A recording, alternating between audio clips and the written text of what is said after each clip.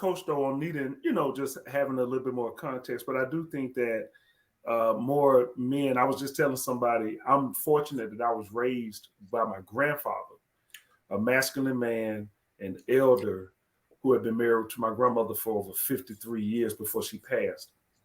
So I got to see what it means to be committed to someone, take care of a family, and not play, because he didn't play. He didn't play with nobody but his wife.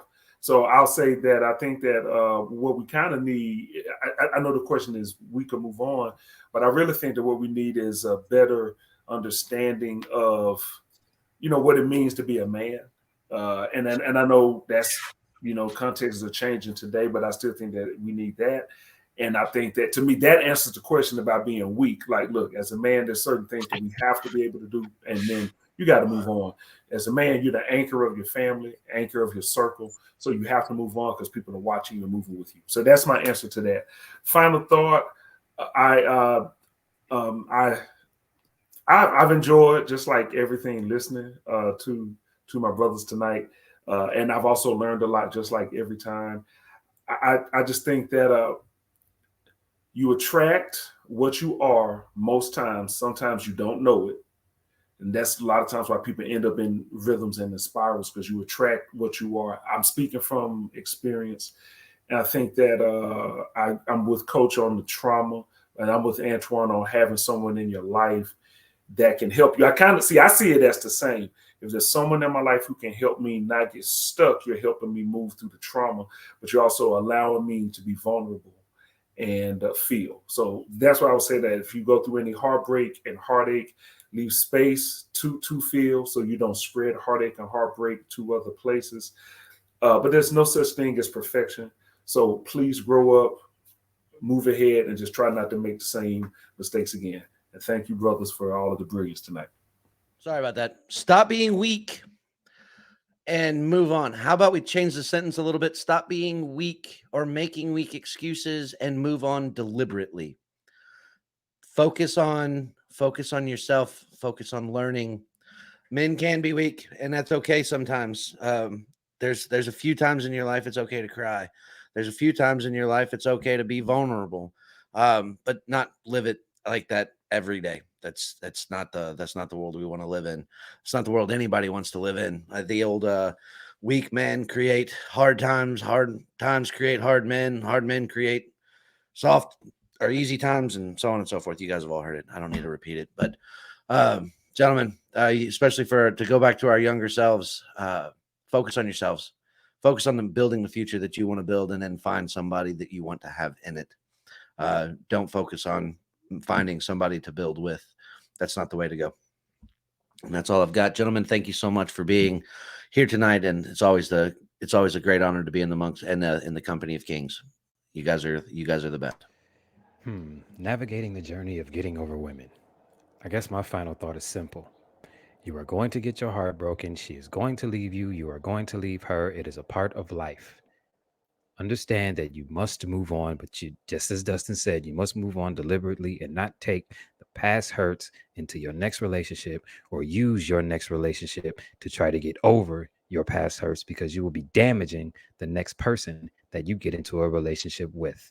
Be deliberate, be strong, and be deliberate. That's my final thought. So I'm going to take my time with this one. All this revolves around a man's development. And when I say that, I can't stress it enough, become the man you want to be. I shout out to my mom and dad. I am so happy I had my dad as the rock and the hardness and the resilience and the no joking around nonsense that he taught me. And the straight answers, no joke around and all these. My dad was straight. You don't like bad news, don't go to my dad, because he'd tell you like it is. And I love my mother for helping me, for nurturing me to see the soft side of things and finding a balance and to know about the balance and to appreciate that. And I thank my brothers for passing down their experience growing up and passing it down to me, saying, bro, don't get this and make, I already did that. That being said, as a man, to avoid all this pussified shit we talked about tonight.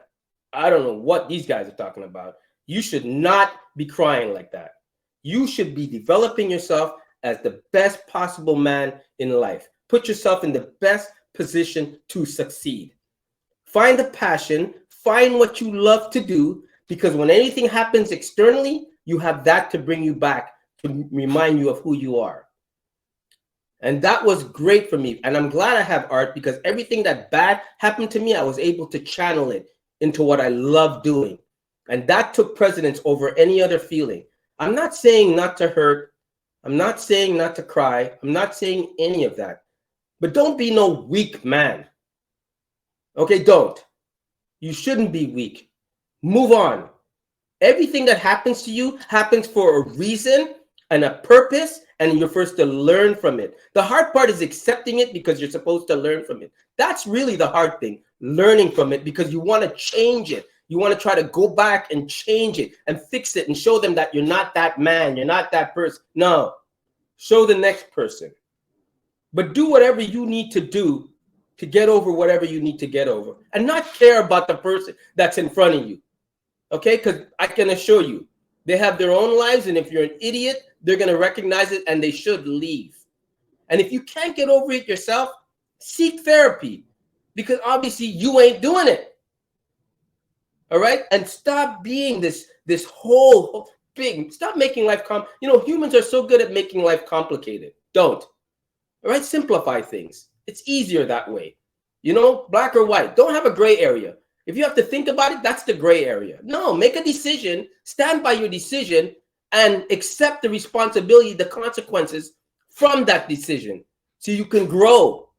It's all about growth, but put yourself in life in the best position possible, so you can be the man you want to be, have the position you want to be, have the women you want. But all this whole kind of like sobbing and crying and all, please, no, don't got to try to figure out life like that.